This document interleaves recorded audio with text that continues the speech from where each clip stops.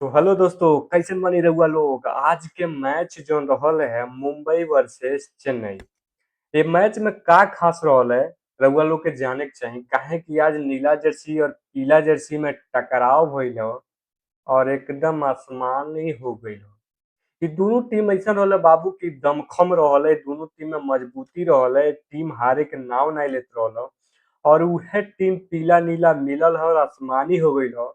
काहे की उम्मीद रहल मुंबई से और जीत गइल है चेन्नई। तो बाबू बहुत दुख भइल। जौने तरह से मुंबई के टीम प्लेयर संघर्ष करत रहो उतना तो बाबू करण अर्जुन नहीं केने लो जितना ई लोग करत। दादा रे ई लोग कम मारत न लो आ लागत एकदम जुझारू प्लेयर। इनके बताओ तनी कि कौन का खेले आओ तना लो। लेकिन उससे पहले अगर रउआ लोग चैनल पर नया बन तो सब्सक्राइब जरूर कर ले, काहे कि रउआ लोग खातिर वीडियो बनता। तो वीडियो बने के चाहिए, ठीक बा। तो चलिए जाए एक बार स्टार्ट कर जाए। ओपनिंग करे विल जैक्स और रिकल्टन आइला ना लोग बाबू। कोहे के तो धुरंधर बिकाइल बनो इतना महंगा। लेकिन लेकिन बैटे से रन निकली तब न पैसा वसूल कहा है। ये लोग के मान के कुछ नहीं बा। काहे कि 0 रन 37 रन मार मार के लोग टीम के जैसे लागत है ना उपकार कर दिले बानी कि हम इतना रन दे देनी बाकी रउआ लोग बनाई दे। अरे बाबू ताला है चिंदी पर रन मारले से मुंबई इंडियंस नहीं जीती। कम से कम 200-250 मरबा जा तब चेन्नई तनी के हारी। चेन्नई की तनी के ऐसा हरावला से कि तनी के जाके नीला पीला पानी पिए जा ड्रेसिंग रूम में बैठ के। यानी कि वही लायक भारत जो है तारे चलत है स्कोर हुआ है। अरे दादा हो नमन धीर 57 सूर्य कुमार यादव 21 बाबू। सूर्य कुमार यादव के बीच में एक शब्द नहीं बोलब हम बाबू, कुछ नहीं बोलब।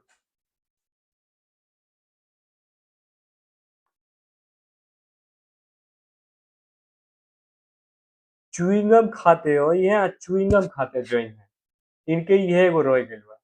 इनके ओरी कोई शर्म हया नहीं बा कि टीम इंडिया का हम इतना बड़ा कैप्टन हई। हम मुंबई के तरफ से खेलत रही, मुंबई के फैन लोग हमारा का कही।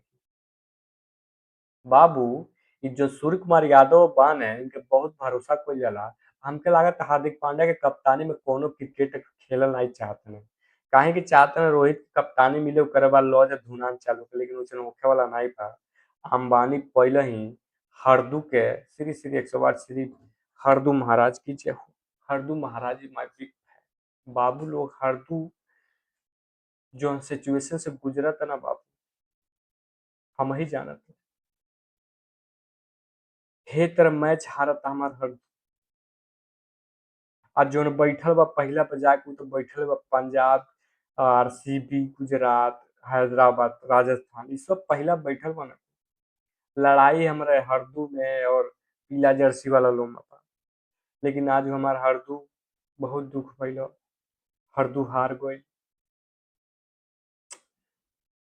चली जा कोनो बात नहीं, लेकिन प्लेयर लोग के बढ़िया खेले नहीं बने। हरदू पूरा कोशिश कैले बा, 23 में 18 मरले बा, बाकी के मरले नहीं के यादव जी 21 है और तिलक वर्मा जी 5। गिरोन खेल तलवार मिराज 5-3-7 ऐसे बढ़िया ट्रेन बोल्ट बनले वन 7 विकेट ले लेवान लोग चेन्नई के बाला लोग के। मुकेश चौधरी एक को विकेट नहीं, एक खम्बोज 3 विकेट, नूर अहमद 2 विकेट, आर घोष 1 विकेट, जे वर्टन 1 विकेट, टीवी 0 विकेट।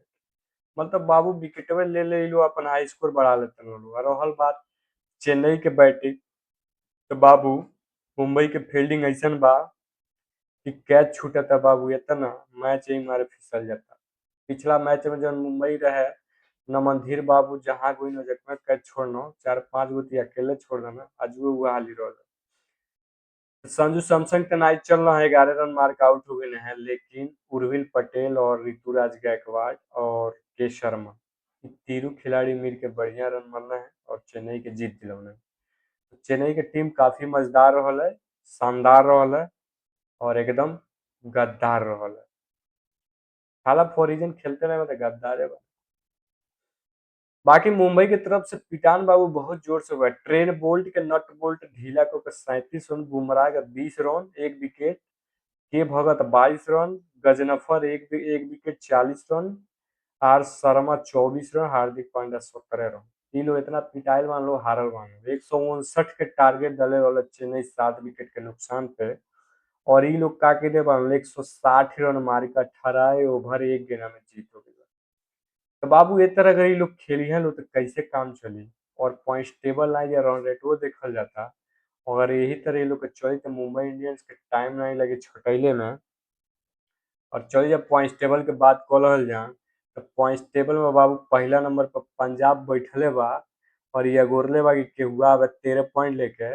आ दूसरका पर रॉयल चैलेंजर्स बेंगलुरु, बंगलुरु है, ये बंगलुरु या बानर बना के मरबो करता। दूसरा 12 पॉइंट, हैदराबाद तीसरा पर 12 पॉइंट। और बा राजस्थान, इहो बाबू 12 पॉइंट लेके चार ऑप्शन में चार बैठे बने।